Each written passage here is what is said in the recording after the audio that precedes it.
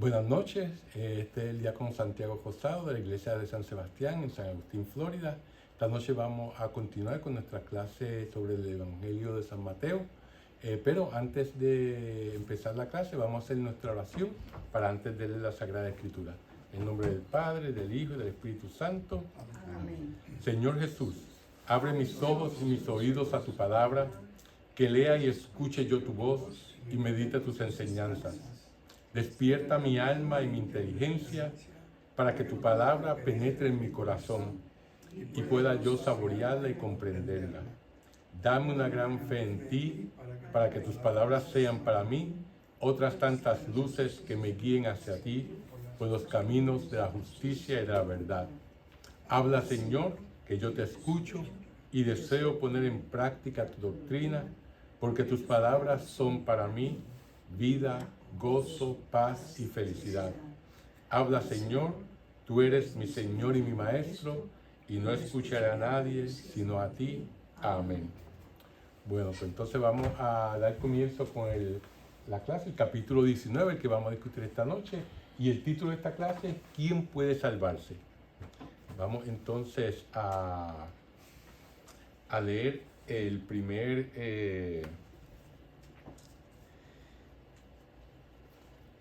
los primeros versículos de este capítulo 19, que empieza de esta manera. Y sucedió que cuando acabó Jesús estos discursos, partió de Galilea y fue a la región de Judea, al otro lado del Jordán. Le siguió mucha gente y los curó allí. Palabra de Dios. Fíjense que en este primer versículo marca el comienzo de una nueva etapa en la trayectoria de Jesús. Mateo señala ese comienzo y con una simple frase: Jesús partió de Galilea y fue a la región de Judea, al otro lado del Jordán. O sea que eso es, como quien dice, es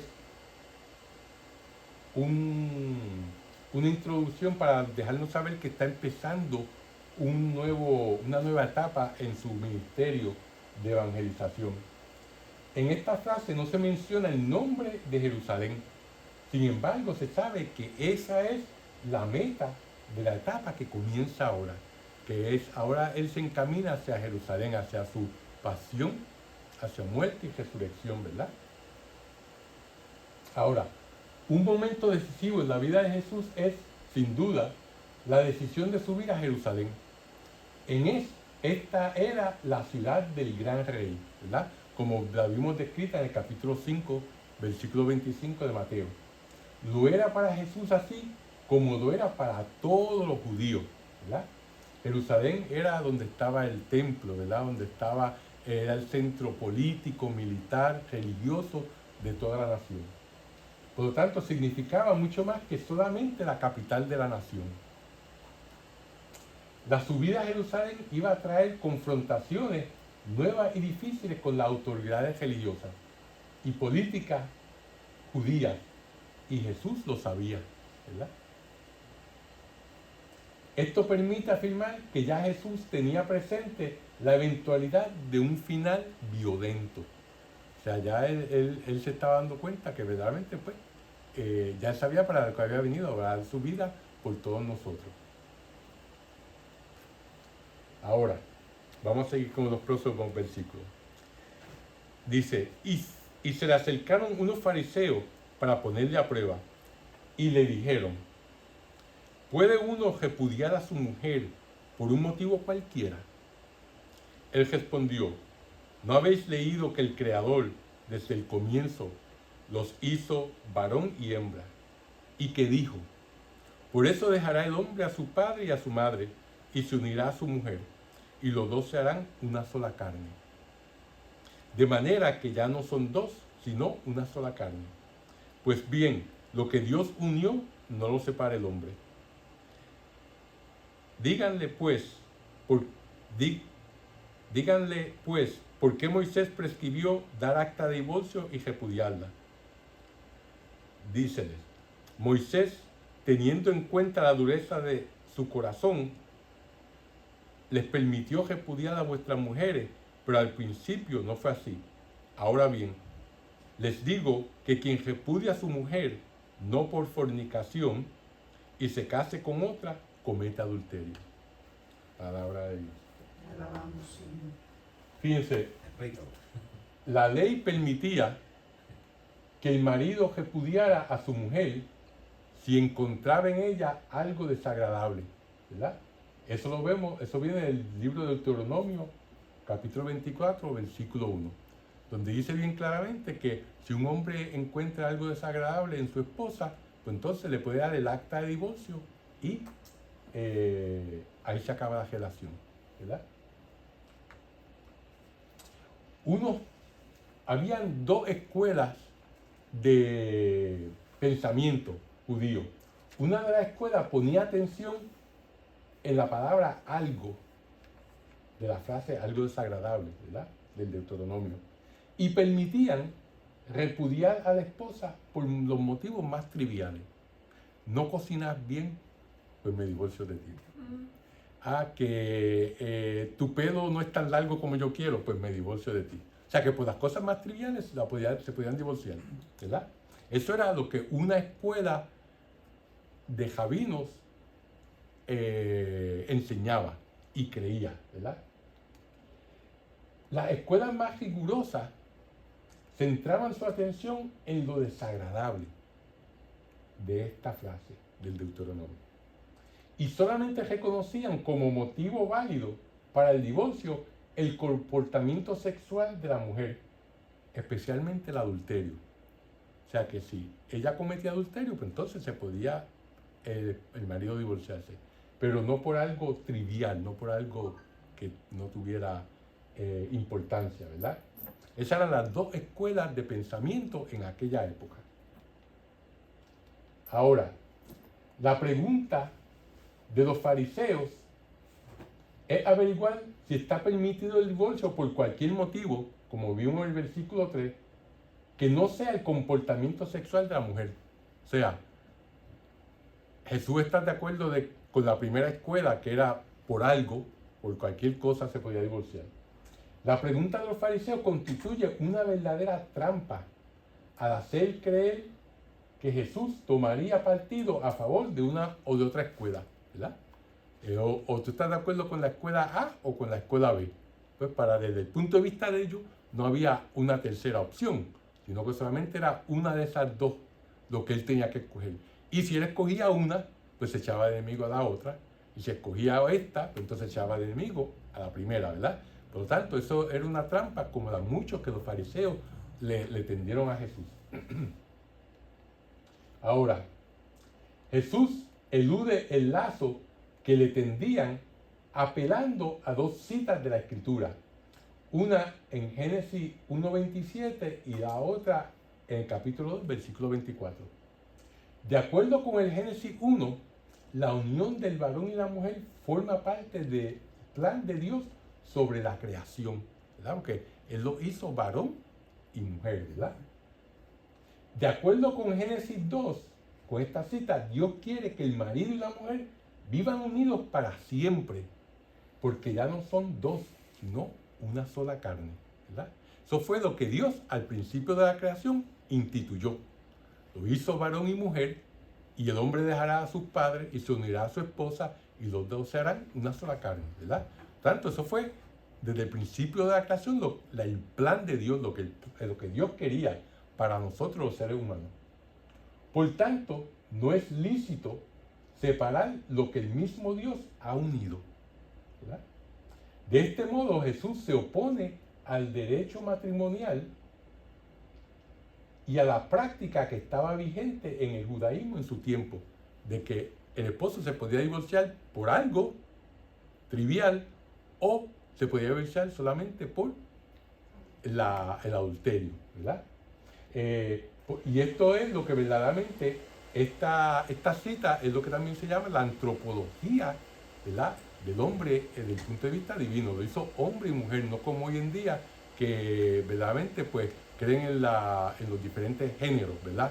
Y que solamente hay más de un hombre o de mujer, ¿verdad? Por lo tanto, por eso es que la Iglesia Católica no está de acuerdo con la teoría de género que está rampante en nuestra sociedad hoy en día, que eso fue lo que Dios instituyó, ¿verdad? Por lo tanto, está bien claro. Ahora, dado que esta respuesta que Jesús le dio a los fariseos elimina de raíz la cuestión planteada sobre el divorcio, los antagonistas, o sea, los fariseos, invocan la concesión de que Moisés hizo en el Deuteronomio 24, del 1 al 4, ¿verdad? Y esa concesión que hizo en el Deuteronomio está básicamente, lo que Moisés les dice es que él les permite a ellos divorciarse de su mujer si la mujer ha cometido adulterio, ¿verdad? Pues le puede dar el acta de divorcio y ya se va. Y si ella se casa con otro, pues entonces, y se divorcia de ese otro también, el otro también la echa, pues entonces ya esa mujer no puede volver a casarse con el primer esposo porque ya él la rechazó, ¿verdad? O sea que el derecho estaba solamente, el hombre era el único que podía divorciarse de la mujer no podía divorciarse del hombre, solamente el hombre de la mujer, ¿verdad? Por lo tanto, Jesús le hace ver el porqué de esa excepción que Moisés dio. ¿Por qué? Por la dureza del corazón de los israelitas. ¿Qué significa la dureza del corazón de los israelitas? Lo que significa es que en aquel entonces, si el hombre no se podía divorciar de la mujer, ¿qué hacía? La mataba. Y ya entonces se buscaba otra. Y no se sorprendan porque hoy en día pasa todavía. Muchos países como en India, donde se casan y hay una dote, si el marido cree que la dote no es lo suficiente, pues se deshace de la esposa y busca otra esposa para una dote mejor, ¿verdad? Y eso han habido muchos casos, ¿verdad? Y no solamente en ese país, en otros países de Asia, ¿verdad? Por lo tanto, es una costumbre que no se ha desarraigado completamente en la humanidad, ¿verdad? Pero sí se desarraigó en los países que siguen la enseñanza judio-cristiana, ¿verdad? Por lo tanto, eso es lo que él se refiere a la dureza del corazón de los israelitas en aquel entonces. Para el Moisés evitar que cuando el esposo quería deshacerse de la mujer, como no podía divorciarse, pues se deshacía de ella, pues entonces le permitía que en vez de que la matara, que le diera el acta de divorcio, ¿verdad?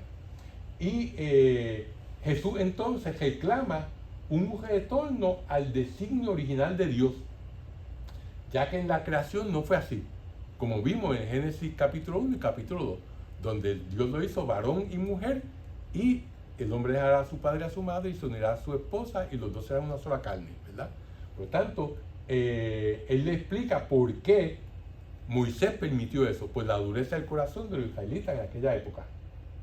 Por lo tanto, en nombre de la voluntad original de Dios, Jesús niega la legitimidad del certificado de repudio autorizado por Moisés.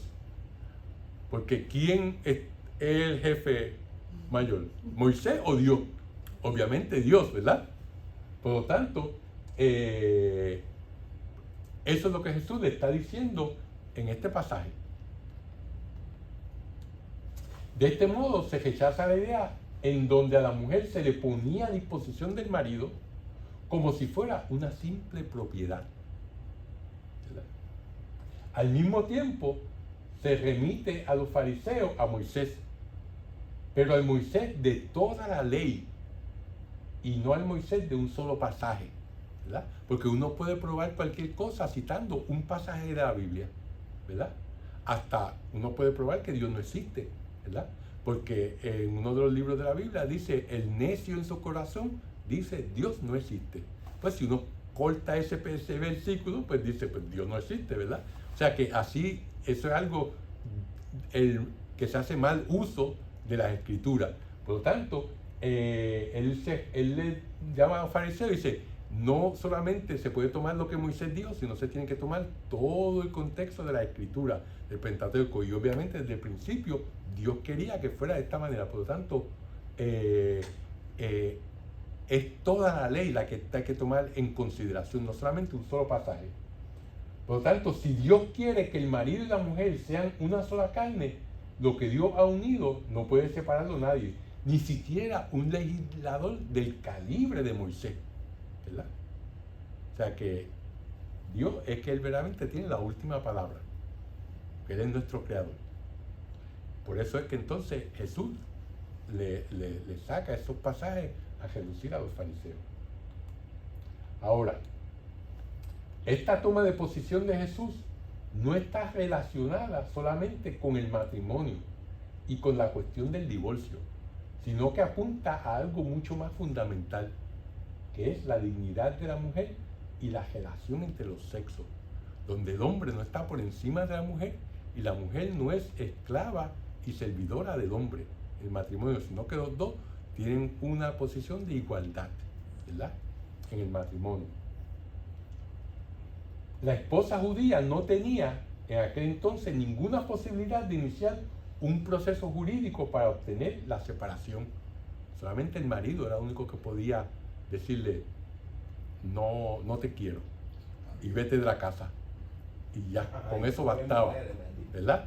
Así que, por lo tanto, en las cuestiones matrimoniales estaba sensiblemente perjudicada por el derecho matrimonial, ¿verdad?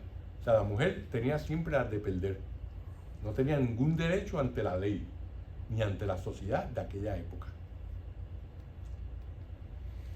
Muchos eruditos bíblicos consideran que el griego pornea, esa es la palabra griega que se utiliza por fornicación, como oyeron en el pasaje, ¿verdad?, traduce la palabra hebrea senut, ¿verdad?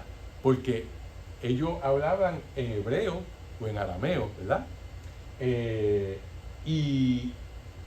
Pero el Antiguo Testamento está escrito en hebreo antiguo. Por lo tanto, la palabra en hebreo era senut. Y esa palabra se traduce en el Nuevo Testamento como pornea. Porque el Nuevo Testamento fue escrito en griego, no en hebreo, ¿verdad?, los evangelios.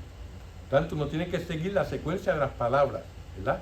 En hebreo fue senut, pero cuando se tradujo eso al griego es pornea. Y aquí se entiende, pornea, en el griego se entiende con el sentido de unión ilegítima, ¿verdad?, entre parientes próximos. Es lo que la palabra pornea, en este contexto, muchos de los eruditos explican qué es lo que significa, ¿verdad? Otros niegan eso, pero la mayor parte entiende que es unión ilegítima. Por esto el punto más problemático en este pasaje es la frase al no ser en caso de pornea, a no ser en caso de fornicación, a no ser en caso de adulterio, como algunas Biblias también lo traducen, ya que el evangelista plantea una posible excepción para su comunidad sin dejar de reconocer, igual que Jesús, que el matrimonio es indisoluble, ¿verdad? O sea que es lo que la iglesia enseña hoy en día. Si una pareja tiene un problema que verdaderamente no se puede resolver o afecta a los niños de una manera tal, pues mire, sepárense. Pero eso no da pie a que la persona se pueda volver a casar, ¿verdad? Porque el matrimonio es para toda la vida, ¿verdad? A menos que se encuentre que ese matrimonio no es válido por alguna razón. Y entonces eso es lo que investiga un tribunal eclesiástico en el caso de que la persona solicite que se haga nulo el matrimonio, ¿verdad? Pero si el matrimonio tiene todas las características y ha pasado todos los requerimientos que se necesita para que un matrimonio sea legítimo, no importa lo que haya pasado, siempre va a estar casado. Por lo tanto, si se vuelven a casar, están cometiendo adulterio, ¿verdad?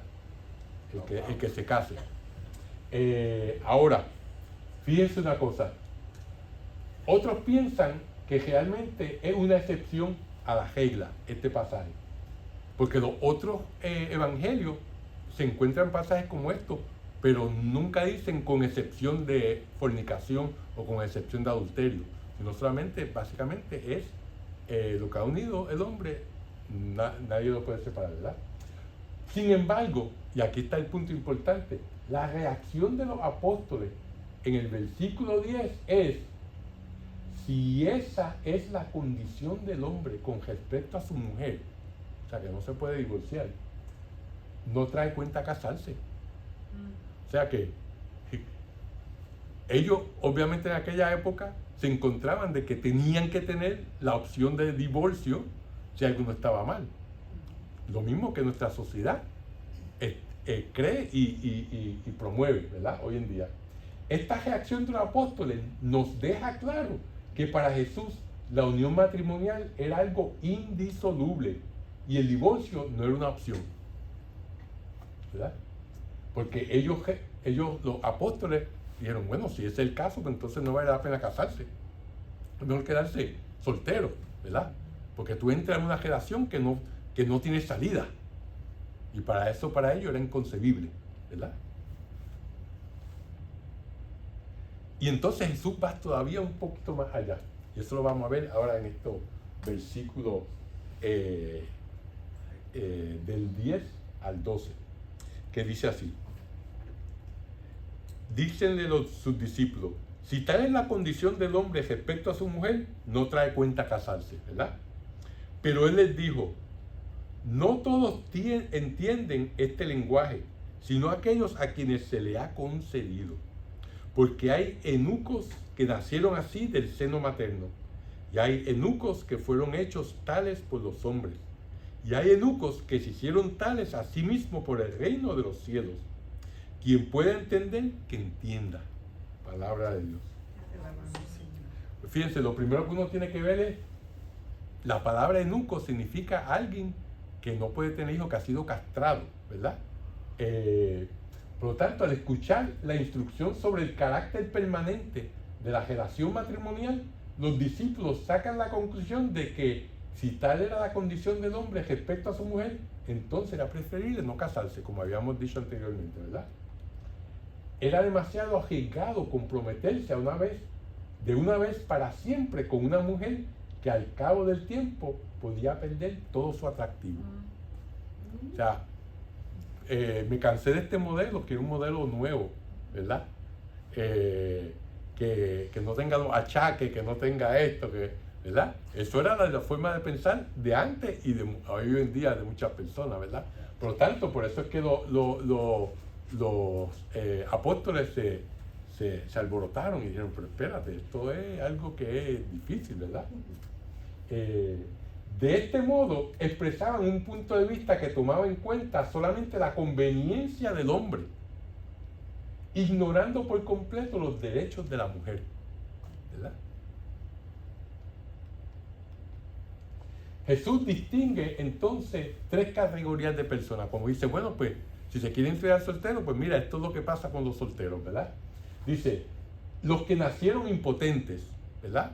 Hay personas que nacen y pues no, por un defecto genético o por algo que les pasó, ¿verdad? Durante el nacimiento, pues no pueden tener niños, ¿verdad? Son impotentes, no pueden tener relaciones sexuales. Otros que los castraron, ¿verdad? Eso a través de la historia ha sido algo que se ha hecho por diferentes razones.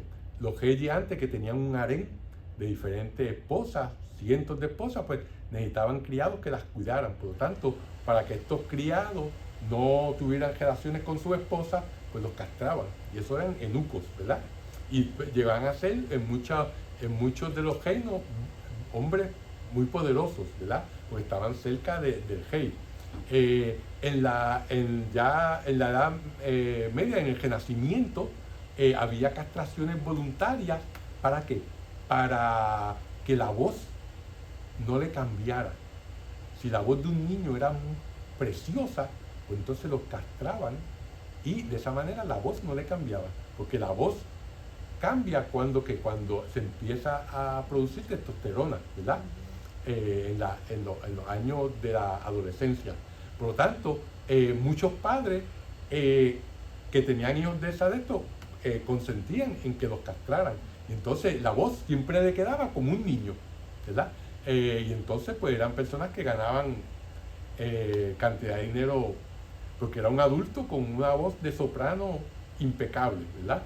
Por lo tanto, ha habido a través de la historia, muchas razones por las cuales se ha hecho este tipo de cirugía, este tipo de procedimiento. Y los terceros es que se hicieron eunucos por propia voluntad, ¿verdad? O sea, los dos primeros, los que nacieron impotentes y los que fueron castrados por una u otra razón, son categorías bien conocidas. Pero la tercera, que no tenían hijos porque, aunque podían tenerlos, no los tenían, esto era algo detestable si hubiera sido un requisito, sobre todo en la sociedad de Israel, ¿verdad? Se impone, por lo tanto, el sentido metafórico. Esta clase de eunucos son los que han decidido no casarse para dedicarse por completo al servicio del reino de los cielos, ¿verdad? Hoy en día, ¿quiénes son? Los sacerdotes, los religiosos, las monjas, ¿verdad?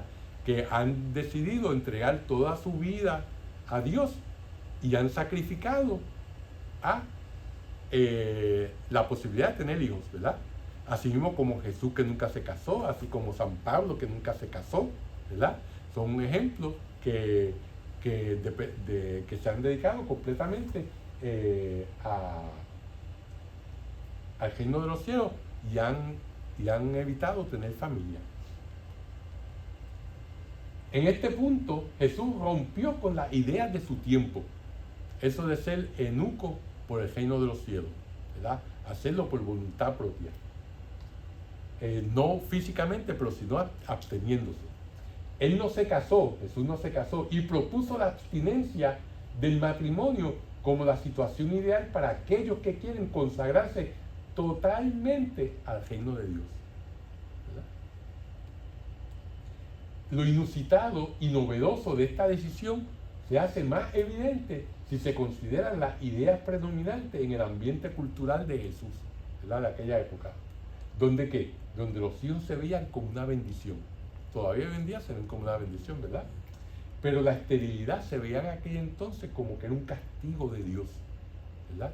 Alguien que había cometido un pecado y verdaderamente pues Dios lo castigó y no va a tener hijos, ¿verdad? Algo que verdaderamente no es cierto. Pero en aquella época eso era la idea que se tenía. Vamos entonces a leer el próximo pasaje, que es del capítulo 13, del versículo 13 al 15. Dice: entonces les fueron presentados unos niños para que les impusiera las manos y orase, pero los discípulos les reñían. Mas Jesús les dijo: dejad que los niños vengan a mí y no se lo impidáis, porque de los que son como estos es el reino de los cielos. Y después de imponerle las manos, se fue de allí. Fíjense que durante la vida pública de Jesús, los padres y madres le llevaban a sus hijos pequeños para que se los bendijera y rezara por ellos, ¿verdad? Jesús no se está refiriendo a que dejaran que los niños se acercaran a él. Eso no es lo que este pasaje, el mensaje que quiere darnos. Jesús le está diciendo a los padres que no hicieran nada en su relación matrimonial que impidiera que los niños se acercaran a Dios y que fueran parte de su reino. O sea, este pasaje va a continuación de lo que se está discutiendo desde el principio del capítulo del divorcio, después de los que si no se quieren casar, pues se hacen célibes, eunucos por el reino de los cielos, y ahora continúa en esa misma línea de pensamiento en el Evangelio de Mateo, ¿verdad? En griego la palabra impedir o bloquear es escándalo, y de esta palabra se traduce al español como escándalo. O sea, cuando uno bloquea o impide, uno está escandalizando. Eso es lo que uno hace cuando uno escandaliza con su manera de ser, de comportarse, está impidiendo que otras personas se acerquen a Dios, ¿verdad?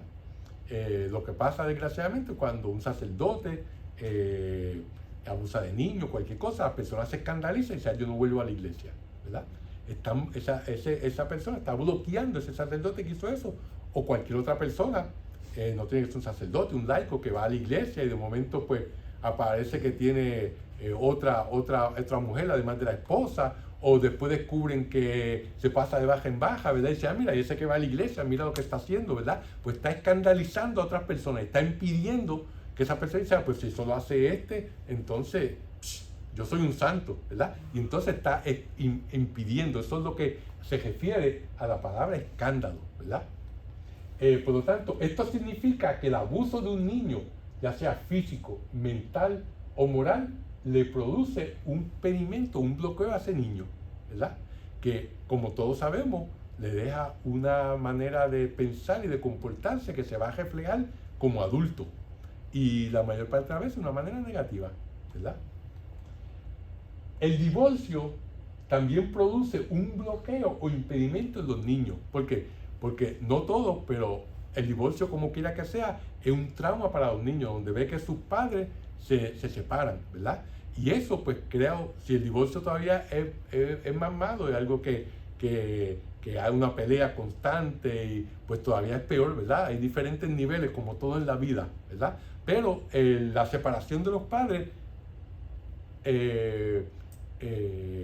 crea un trauma en los niños que sea visible o invisible en el momento, pero después se puede ver en la vida de ellos, ¿verdad? Por lo tanto, Jesús está diciendo a los apóstoles y a nosotros, básicamente está diciendo, ustedes encontrarán difícil lo que les estoy diciendo sobre el divorcio, pero les estoy diciendo algo más importante, y es que no hagan ninguna decisión que vaya a impedir que estos pequeños vengan al reino de mi Padre. O sea que no solamente la persona está, si se divorcia y se vuelve a casar, está cometiendo un pecado de adulterio, sino que también está haciendo que su prole, sus niños, pues también tengan un tipo de experiencia que le va a tener unas consecuencias más adelante, ¿verdad? Y con eso acabamos con ese pasaje.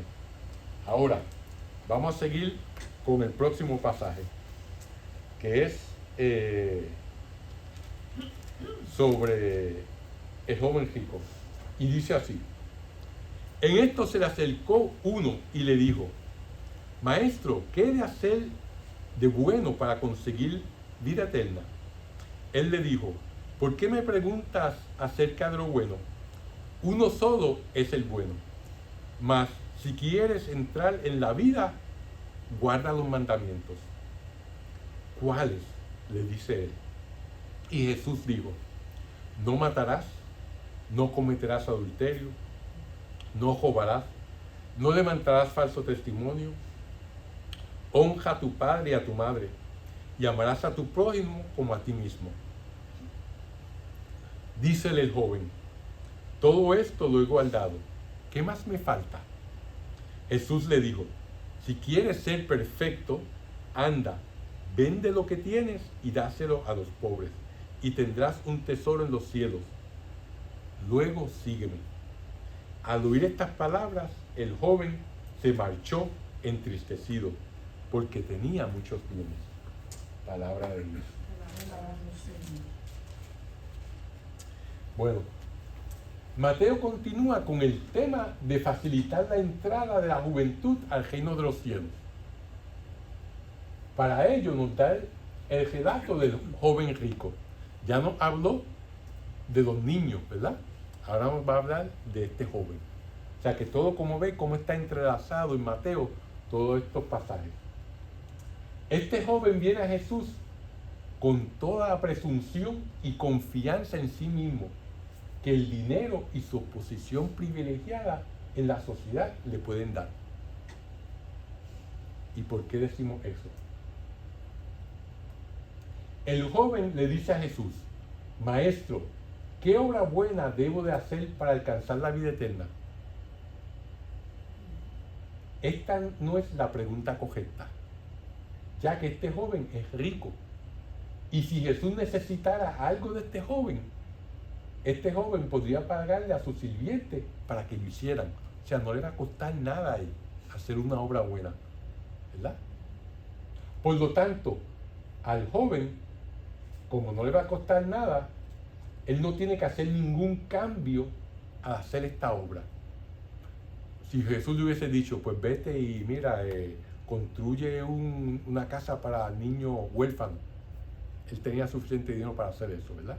Por tanto, no le iba a costar nada, no le iba a sacrificar nada, no tenía que cambiar nada en su vida para hacer esa obra buena, ¿verdad?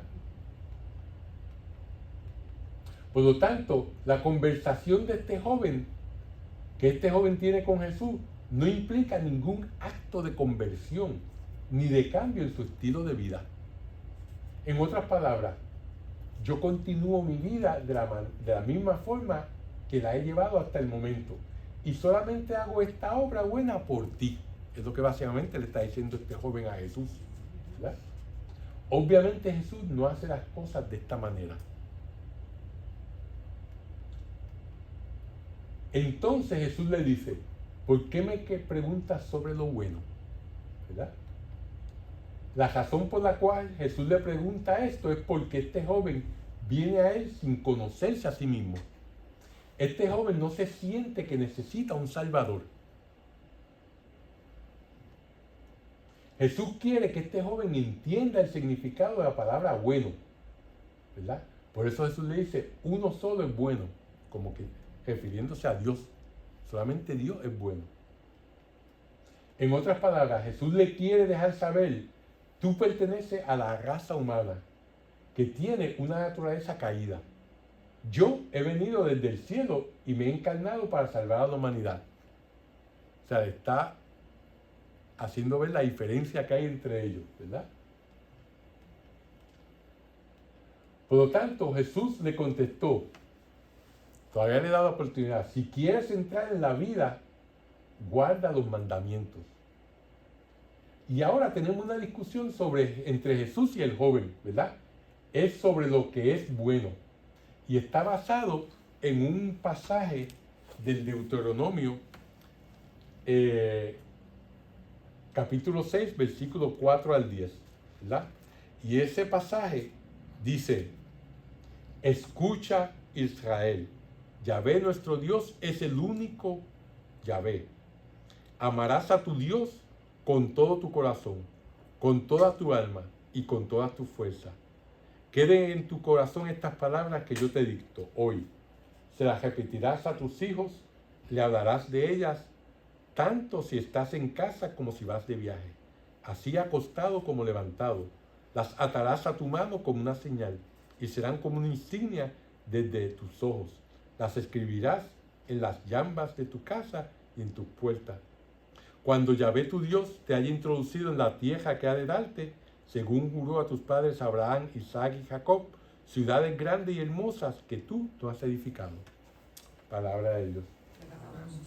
O sea, esta es la oración del Shema, ¿verdad? Donde todos los israelitas tenían que orar todos los días, ¿verdad? Y eso es lo que verdaderamente dice que solamente Dios es bueno. No hay nadie más, ¿verdad? Y esta oración básicamente es un compromiso de amar a Dios y a tu prójimo. Es lo que es la oración del Shema. En el Antiguo Testamento, esta es la definición de bueno. Amar a Dios y amar a su prójimo. Eso es lo que para el joven rico y para Jesús ese era el punto de referencia de lo que era bueno, ¿verdad? Por eso es que los judíos ortodoxos tienen pasajes de la Biblia que se amarran en la frente, se amarran en el brazo, ¿verdad? Porque viene de ahí del Deuteronomio, para que siempre tengan presente la palabra de Dios, cercano a su mente, cercano a su corazón, ¿verdad? Ahora, entonces el joven le pregunta a Jesús, ¿cuáles? O sea, ¿cuáles son estos mandamientos que tengo que seguir? En esa época todo el mundo que conocía el Torá, que son los 5 primeros libros de la Biblia, ¿verdad? Que es la ley, sabía que tenía que mantener las 10 palabras, que en hebreo se llaman devarim, que nosotros llamamos mandamientos. O sea, los 10 mandamientos, los judíos llaman las 10 palabras, ¿verdad? El no cumplir con uno de ellos era no cumplir con los demás. Para los judíos y también para nosotros, los 10 mandamientos es una sola cosa. Yo no puedo escoger cumplir el primero, del 1 al 7 y del 8 al 9, pero por lo menos cumplir la mayoría, 70% no está malo, ¿verdad?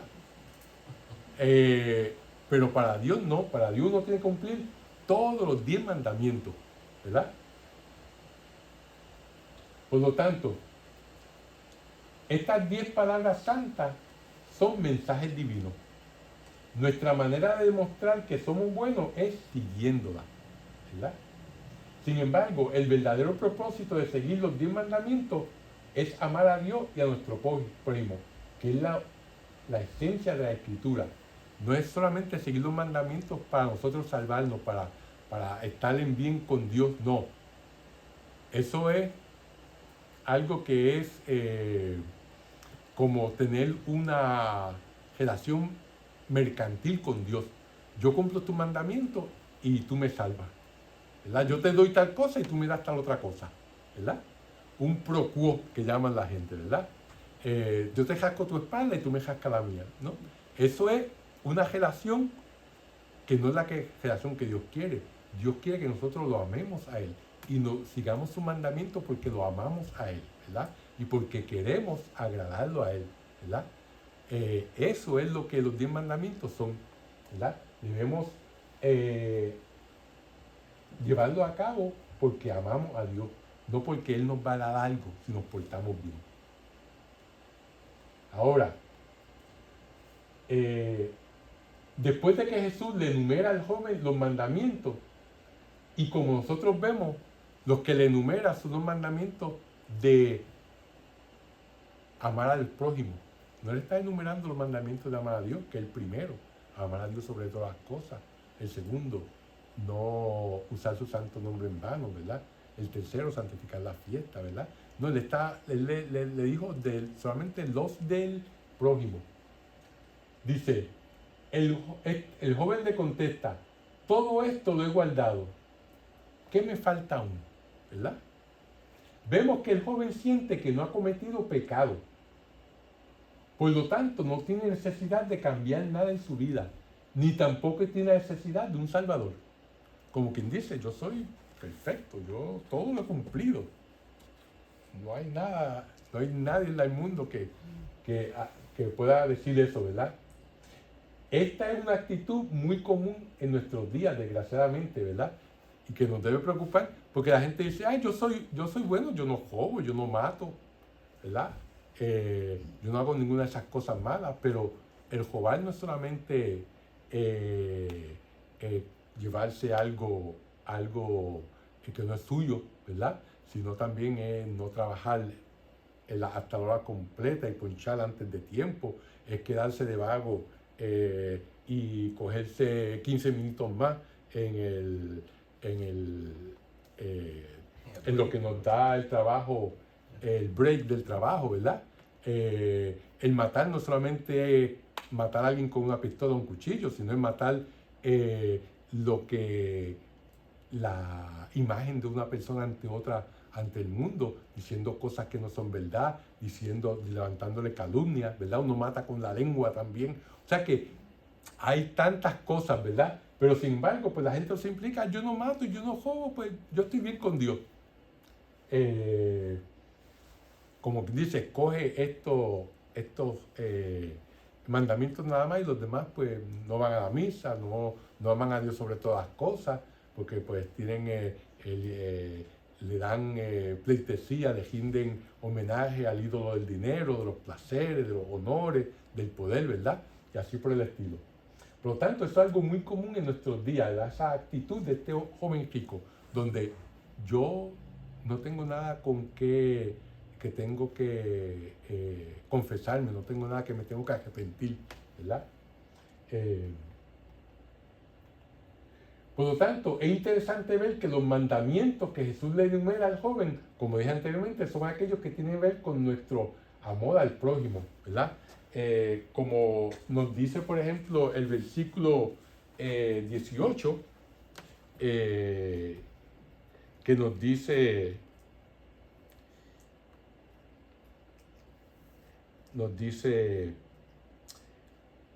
¿cuáles? Le dice él, y Jesús dijo, no matarás, no cometerás adulterio, no robarás, no levantarás falso testimonio, honra a tu padre y a tu madre, amarás a tu prójimo como a ti mismo, ¿verdad?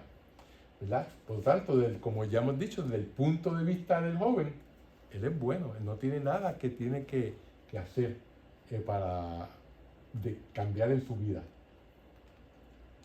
Entonces Jesús le dice algo muy especial. Básicamente lo que Jesús le dice, oh, lo que tú quieres es telios, en griego, ¿verdad? Que significa perfección. Lo que tú quieres es ser perfecto. Lo que tú quieres es perfección espiritual, ¿verdad?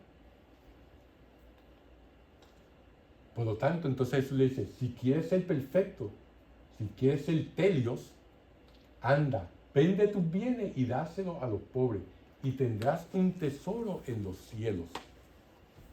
Luego, ven y sígueme, ¿verdad? Para el joven era una locura hacer esto. ¿Por qué? Porque él tenía mucho dinero.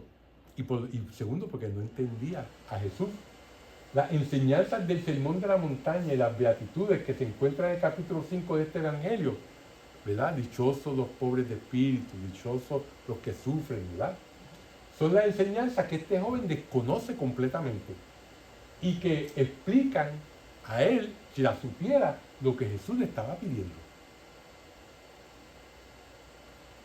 Ama a tu enemigo, no solamente a tu vecino, ¿verdad?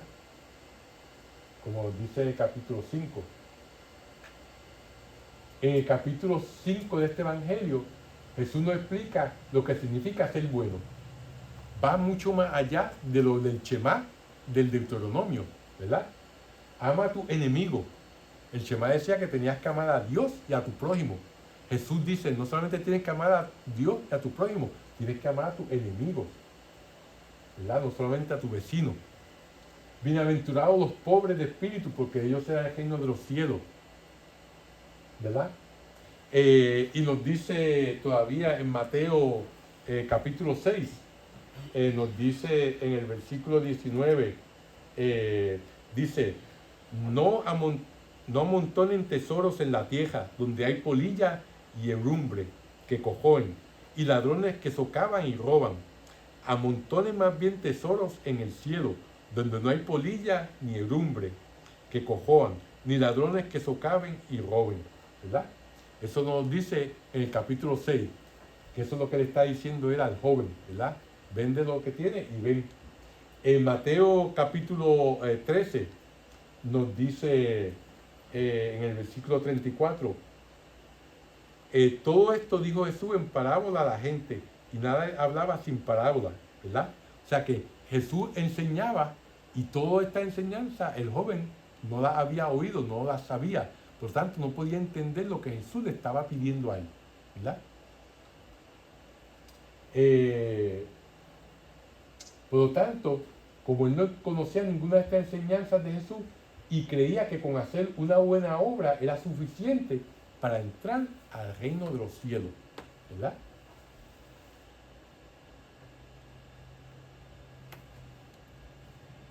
En Mateo 6:24 dice, nadie puede servir a dos señores. No se puede servir a Dios y a las riquezas. ¿Nos quiere decir Jesús que las riquezas son un obstáculo para poder tener una vida espiritualmente saludable? Vamos a mantener esa pregunta en nuestra mente, ¿verdad? Vamos a contestar más adelante, ¿verdad? Jesús es el ejemplo a seguir. Como nos dice la segunda carta de Pablo a los Corintios, porque conocen la gracia de nuestro Señor Jesucristo, que siendo rico se hizo pobre por ustedes, para que ustedes sean ricos por su pobreza, ¿verdad? O sea que el ejemplo a seguir es el de Jesús, ¿verdad? Que se hizo pobre por nosotros. la generosidad como un camino para acercarnos a Dios, no solamente lo vemos en el Nuevo Testamento, sino que también en el Antiguo Testamento se encuentra esa enseñanza. Por ejemplo, en el libro del Eclesiástico, o que también se llama de Siracida, ¿verdad? Nos dice en el capítulo 29, en los versículos 11 al 12, dice: utiliza tus bienes según los preceptos del Altísimo, y te dará más provecho que el oro. Guarda las limosnas en tu granero, y ellas te preservarán de todo mal. ¿Verdad? Fíjense que eso es lo que nos dice.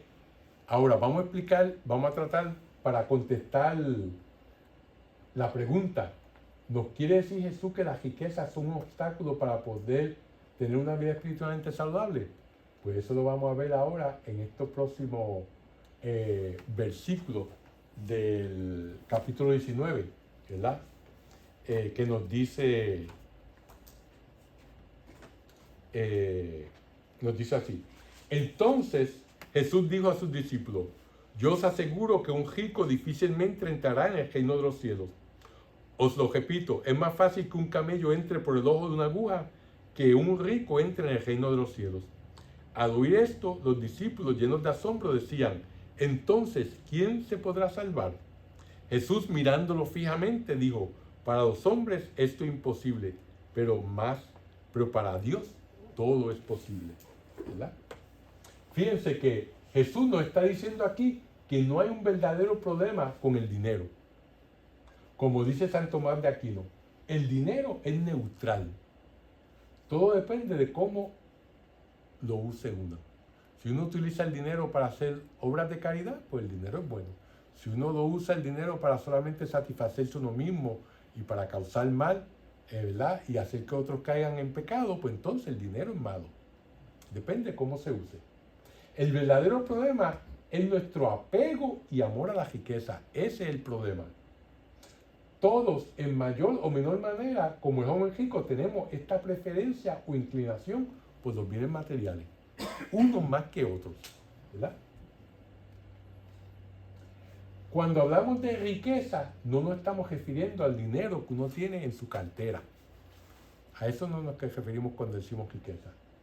El significado de riqueza es cuando uno está apegado a lo que nos pueda dar el dinero.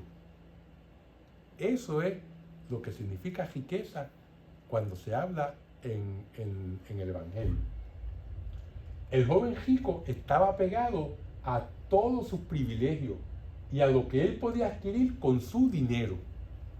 A eso era que estaba apegado, ¿verdad? Fíjense, Lucas nos da otro ejemplo, como el relato del administrador infiel, que sabía que lo iban a votar y entonces le dijo a este: ven y llena este papel de que mi amo, tú le debes 100 fanegas de trigo, pues pon que le debe 80. Y a este otro tú le debes 50 galones de aceite, mira, ponte aquí en esta nota que le debes 25, porque para congraciarse con ellos y cuando lo votaran tener sitios donde ir, ¿verdad?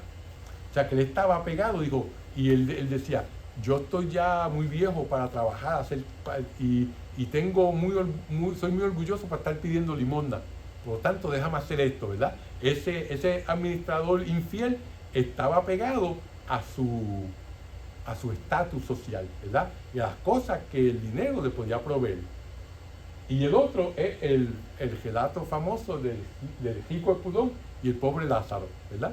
Donde el rico festejaba todos los días y se vestía de ropas muy finas, y el pobre Lázaro estaba a la puerta de su casa y él lo ignoraba, ¿verdad? Y le decía que los perros le lambían las llagas de las piernas a Lázaro, ¿verdad? Por lo tanto, ese apego del dinero del rico y donde ignoraba la necesidad de su prójimo con Lázaro fue lo que le llevó al infierno, ¿verdad? Como la historia nos dice. Pues ambas se encuentran en ese capítulo 16 del Evangelio de Lucas. Ahora, en la primera carta a Timoteo nos dice: la raíz de todos los males es la avaricia. O sea, que no es el dinero, sino el amor por el dinero. Es cuando el dinero se convierte en nuestro ídolo, en nuestro Dios. A mí me fascinó esta caricatura, ¿verdad? Como el amor, el apego, es lo que no deja elevarse y llegar a la vida eterna. El problema no es tener una casa o un auto. El problema está en que si la casa y el auto nos posee a nosotros, hasta el punto de que son un obstáculo con nuestra relación con Dios, ¿verdad? Eso es lo que verdaderamente es la avaricia, ¿verdad? Donde el dinero y las cosas se toman posesión de nosotros. Ya nosotros no somos los que poseemos el dinero, sino el dinero nos posee a nosotros. Porque el dinero se ha convertido en un ídolo, en un Dios para nosotros. Vamos entonces a ver el próximo pasaje. Dice: entonces Pedro, tomando la palabra, le dijo: ya lo ves, nosotros lo hemos dejado todo y te hemos seguido. ¿Qué recibiremos pues? Jesús les dijo: yo os aseguro que vosotros que me habéis seguido, en la regeneración, cuando el Hijo del Hombre se siente en su trono de gloria, os sentaréis también vosotros en 12 tronos para juzgar a las 12 tribus de Israel. Y todo aquel que haya dejado casas, hermanos, hermanas, padre, madre, hijos o campos por mi nombre, recibirá el 100 por 1 y heredará la vida eterna. Pero muchos primeros serán últimos y muchos últimos primeros. Palabra de Dios. Fíjense que aquí en este pasaje vemos que los apóstoles están bastante preocupados por lo que han oído hasta ese momento. ¿Por qué? Porque al comienzo del capítulo se trata el tema sobre el matrimonio y el divorcio. Y dice: espérate, pero si esto es así, es mejor no casarse, ¿verdad? Después de eso, le dice: bueno, pues si no te quieres casar, pues entonces eunuco por el reino de los cielos, ¿verdad? Entonces, luego se preocupan más cuando Jesús habló del tema del celibato. O sea, si no quiere una cosa, pues entonces la otra, ¿verdad? Y entonces ahora es el dinero y la riqueza. O sea, esos discípulos están, pero espérate, ¿a dónde nos está llevando este? ¿Verdad? Por lo tanto, su reacción es: ¿quién puede salvarse? Si eso es así, ¿quién puede salvarse? Porque todo, si el que no tiene, como decía en mi pueblo, el que no tiene dinga, tiene mandinga, ¿verdad? El que no cojea de una pata, cojea de la otra, pero todo el mundo cojea, ¿verdad? Por lo tanto, ¿quién puede salvarse? Digo, una reacción natural y lógica de los discípulos, ¿verdad? Entonces, la raíz del problema que tienen los apóstoles se encuentra en el Deuteronomio capítulo 28, versículos 1 al 14. Le voy a solamente a leer una porción de eso. ¿Por qué? Porque en esta hay una lista extensa de todas las bendiciones que se pueden ganar al obedecer la ley. Y fíjense cómo dice esto. Dice: y si tú escuchas de verdad la voz de Yahvé tu Dios, cuidando de practicar todos los mandamientos y que yo te prescribo hoy, Yahvé tu Dios se levantará por encima de todas las naciones de la tierra y vendrán sobre ti y te alcanzarán todas las bendiciones siguientes por haber escuchado la voz de Yahvé tu Dios. Entonces empieza una letanía de bendiciones. Dice: bendito serás en la ciudad y bendito serás en el campo.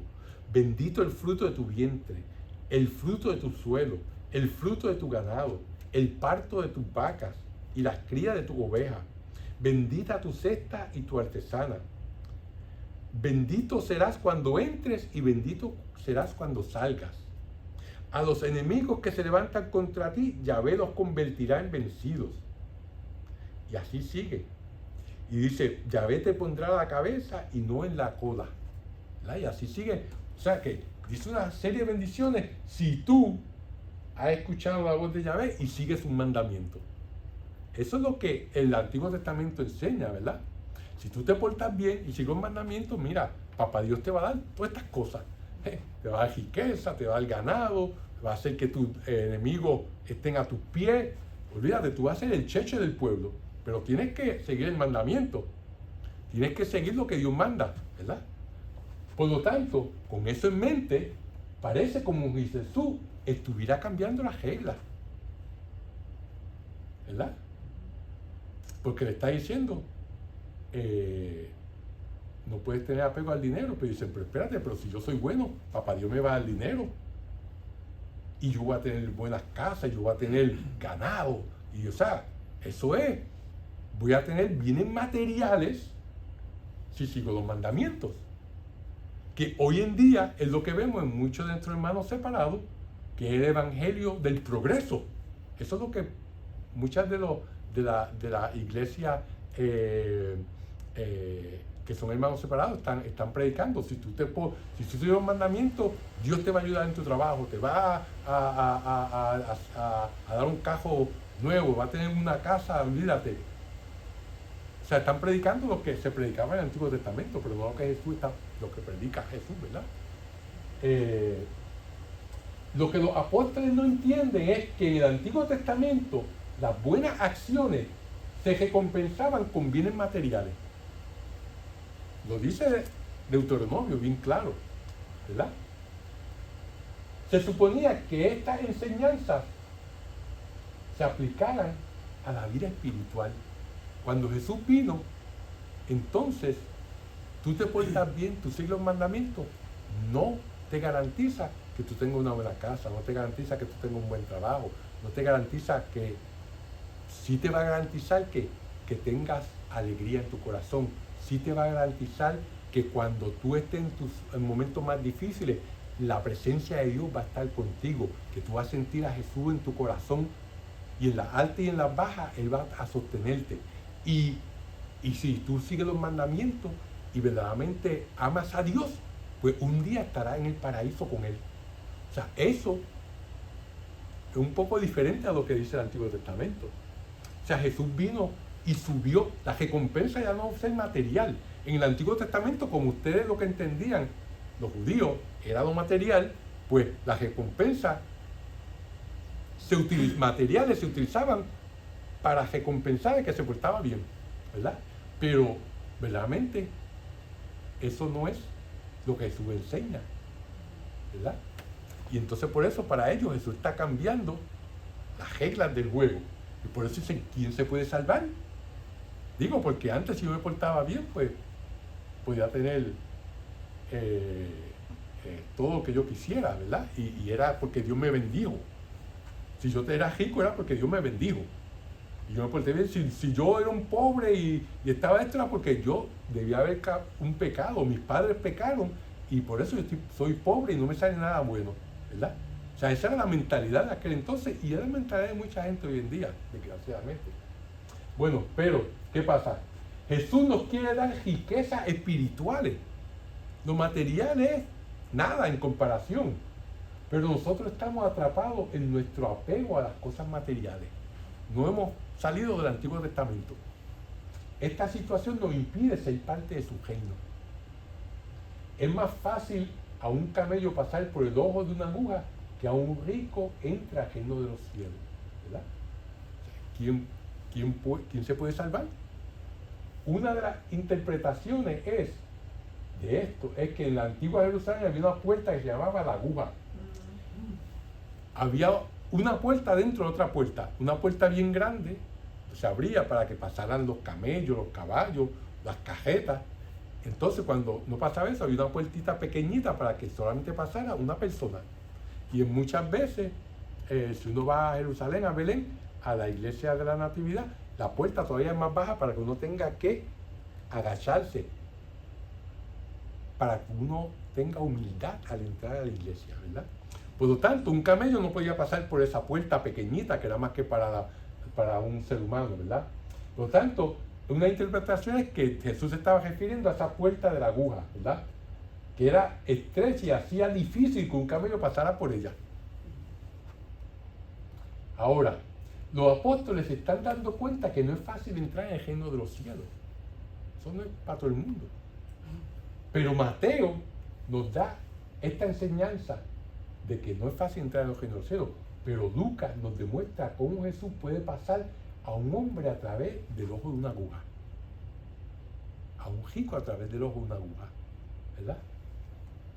Ese hombre fue Zaqueo, que está en Lucas capítulo 19, la historia de él, el que era un publicano. Y Jesús iba pasando por Jericó y él era chiquito y se trepó al árbol para ver a Jesús. ¿Y qué dijo Jesús cuando iba pasando? Zaqueo, baja del árbol, que hoy me voy a quedar en tu casa. Y esa noche, cuando se quedó en casa, y la gente decía, pero mira, se está quedando en casa de un publicano, de un colector, que colecta los impuestos para los romanos. Zaqueo le dijo a Jesús, Señor, si yo le he cargado más impuestos a las personas, voy a devolverle 4 veces lo que yo le quité. Y voy a dar la mitad de lo que tengo a los pobres. ¿Y qué le dijo Jesús? Hoy ha llegado la salvación a esta casa. ¿Verdad? Así, o sea, por eso, para Dios no nada es imposible. ¿Verdad? Porque Lucas nos dice cómo Jesús pasó a un rico por el ojo de una aguja. ¿Verdad? La diferencia entre Zaqueo y el joven rico es que el primero reconoció que era un pecador y que necesitaba de Dios y que necesitaba cambiar su vida. Y el joven rico nunca reconoció eso. Nosotros tenemos otra historia en los evangelios, ¿verdad? La de el publicano y el fariseo que están en el templo. Y el fariseo dice, Señor, te doy gracias porque soy un hombre bueno, yo ayuno 2 veces a la semana, yo doy limosna a los pobres, yo soy un hombre mejor que, mira ese publicano que está ahí arrodillado, ¿verdad? Y entonces pues ese hombre se fue creyendo que había sido justificado, pero no fue justificado solo de Dios, por el publicano que arrodillado delante decía, Señor, perdóname que soy un pecador, perdóname que soy un pecador. Y dice Jesús que el publicano salió justificado del templo, pero no el fariseo. Porque el publicano se reconocía un pecador y el fariseo no. El fariseo, yo soy perfecto, yo soy, olvídate, el dandy de los fariseos, porque yo sigo todas las reglas, ¿verdad? Pero no seguir las reglas es amar a Dios y reconocer que es un pecador y que necesita de Dios, ¿verdad? Por eso Jesús dice, para el hombre esto es imposible, que un rico pase por el ojo de una aguja. Para Dios, sin embargo, todo es posible. Y Lucas nos da el ejemplo perfecto de Zaqueo.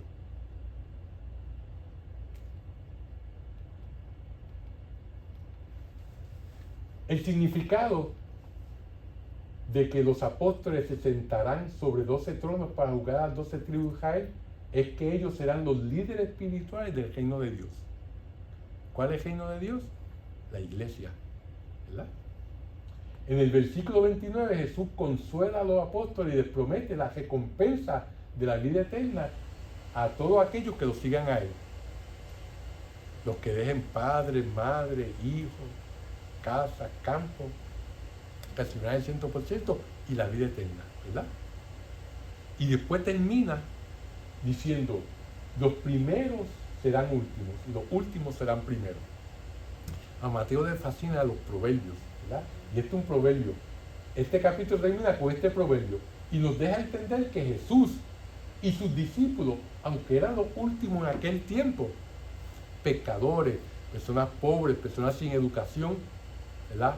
Jesús, un predicador itinerante, ¿verdad? Que no tenía ni dónde caerse muerto, ¿verdad?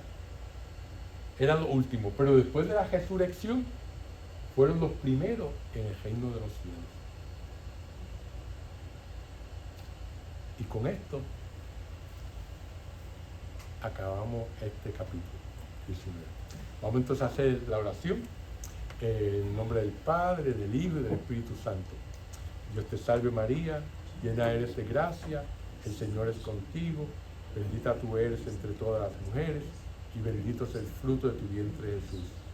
Santa María, Madre de Dios, ruega por nosotros pecadores, ahora y en la hora de nuestra muerte. Amén. Gloria al Padre, al Hijo y al Espíritu Santo, como en el principio, ahora y siempre, por los siglos de los siglos. Amén.